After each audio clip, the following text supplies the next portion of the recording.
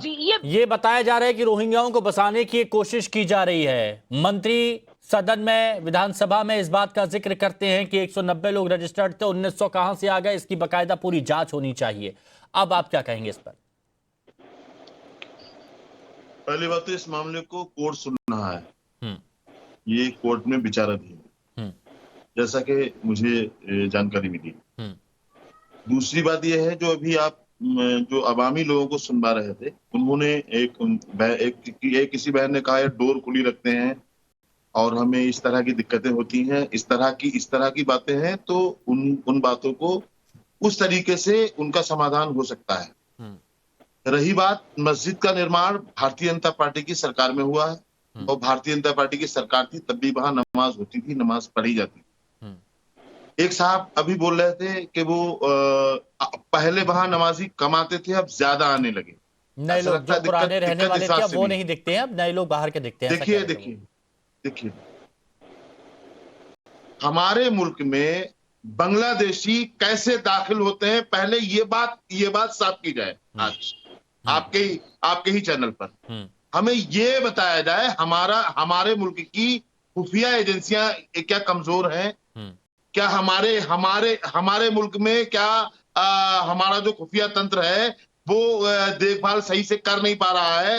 अगर नहीं कर पा रहा है तो इसमें बदलाव लाया जाए। नहीं, अजहरी साहब, तो इसमें एक बात ये भी है ना, अजहरी साहब, इसमें एक बात ये भी है कि हमने 1 बजे की डिबेट भी, पाकिस्तानी, अफगानिस्तानी, अच्छा सुनिए मेरी बात सुनिए।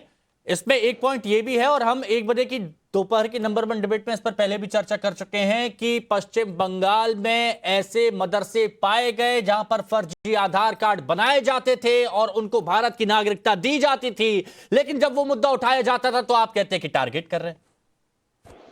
बिल्कुल, आप जहां जहां कांग्रेस की सरकारें हैं, भाजपा की सरकारें नहीं है, वहां पर इस तरह की बातें करके हिंदू समाज को यूनाइट करने के लिए मुसलमानों के खिलाफ भड़काया जाता है, मुसलमानों के खिलाफ मुसलमानों को डराने की कोशिश की जाती है। इसके सिवा इनका असलियत से कोई लेना देना नहीं है। और रही बात शिमला की, जो अभी बहन ये बोल रही थी कि वो रेकी करते हैं, वो ये सब इल्जाम है, ये सब झूठी बातें हैं।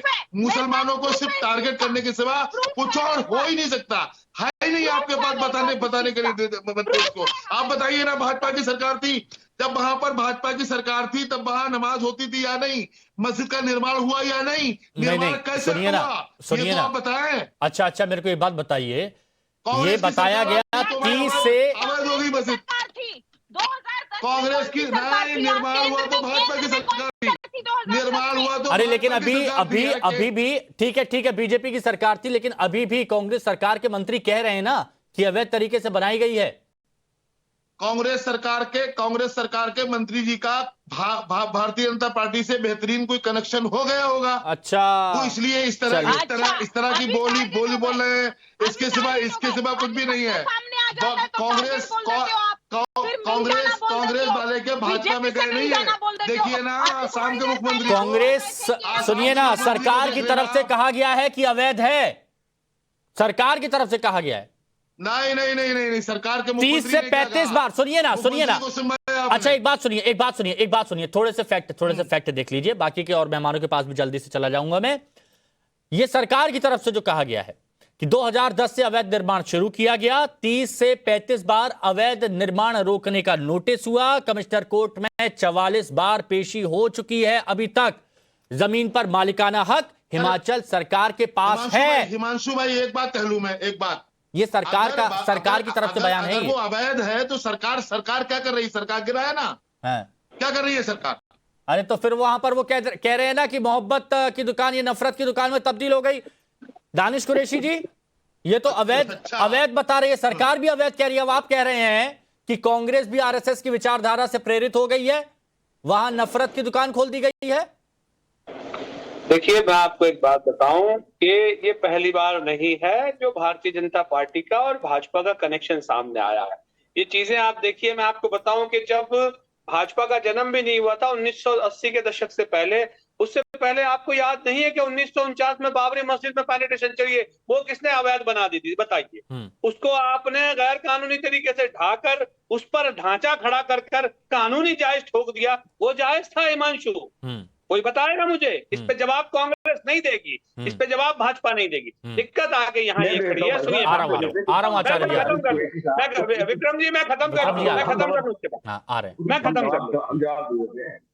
अब सवाल यहाँ आगे ये खड़ा है कि मुझे ये बता दें, देखिए इंटरप्ट करेंगे आचार्य विक्रमादित्य जी थोड़ा सा रुकिए, इनकी बात कंप्लीट हो जाए फिर आप ही जवाब दीजिएगा। हाँ हाँ, देखिए सवाल यहाँ आके ये खड़ा है कि दिक्कत उनको ये आगे खड़ी है कि भारतीय जनता पार्टी की जो राजनीति है वो तो समझ में आती है कि मुसलमानों के मुखालिफ है, लेकिन मोहब्बत की दुकान में ये अजाब जो पेनिट्रेट करने की बात कर रहे हैं, ये वही लोग हैं। आप देखिए, आपको याद हो तो मध्य प्रदेश के जो पूर्व सीएम थे कमलनाथ, वो क्या कह रहे थे? देश हिंदू राष्ट्र ही है। मतलब समय समय पर भारतीय जनता पार्टी जैसी ही बातें कांग्रेस करती रही। या तो मैं कहता हूं कि दोनों सेम ही है, और ये चीजें जितनी जल्दी मुसलमानों की समझ में आ जाएगी उतना ज्यादा बेहतर है। असद साहब ने यही अच्छा मुझे एक बात बताइए, ये मस्जिद पक्ष की तरफ से ये बात माना जा रहा है कि नमाज पढ़ने के लिए एक्स्ट्रा फ्लोर बना दिया गया जबकि कोई परमिशन नहीं ली गई, ये माना गया, तो वो वैध कहलाएगा या अवैध? सुनिए मेरी बात, मैं आपको बताऊं, गांधीनगर में 180 मंदिर तोड़े थे। पहले इसका बता दीजिए, क्या ये वैध कहलाएगा या अवैध कहलाएगा? वो ये कह रहे हैं कि पढ़ने के लिए एक्स्ट्रा बना दिया गया, परमिशन नहीं है। देखिए सुनिए मेरी बात, जो भी कानूनन होगा वो तो उनको जानकारी दे दी गई होगी, लेकिन मैं तो ये कह रहा हूं कि कितने सारे मंदिर हैं देश में जो वैध हैं या अवैध हैं, उसका ब्यौरा निकलेगा या एक मस्जिद ही नजर आ जाएगी? और ये जो वक्फ के नाम पर जगह जगह जो जमीनों पर जो बनाया गया है वो वैध है अवैध है? आपने तुरंत मंदिरों पर सवाल उठा दिया, आपने एक तरफा मंदिरों की बात कर दी। के नाम पे कुछ भी नहीं है। सुनिए, नहीं, आपने सीधे मंदिरों पर बात उठा दी। यहाँ पर यह कहा गया कि कोई धार्मिक संस्था या कुछ भी बनाते हो उसकी परमिशन लेनी पड़ती है, सरकार कह रही है कोई परमिशन यहाँ पर नहीं ली गई। अब विक्रमादित्य जी से जवाब ले लेता हूं उस पर, क्योंकि आपने अपनी बात रखी। बोलिए आचार्य जी। देखिए हिमांशु जी, सबसे पहले तो समझे कि एनजीटी का एक लॉ है जो शिमला के लिए है, हिमाचल के लिए है, कि कोई भी परिसर 2 मंजिल से ऊपर नहीं हो सकता। भाई साहब बैठे हुए हैं सामने, महाराज बैठे हुए हैं, उनसे पूछिए कि वहां कितनी मंजिल दिखाई दे रही है सामने, पढ़ के आए हो कि नहीं पढ़ के आए? एनजीटी का लॉ भी गलत है। मैं जवाब दे दूंगा। अरे मैं जवाब दे दूंगा। अरे जवाब क्या दोगे? एनजीटी का आप तुम जवाब दे चुके ना, मुझे सुन लो। आप गलत अब तुम जवाब छाती पीट चुके, मेरी सुन लो।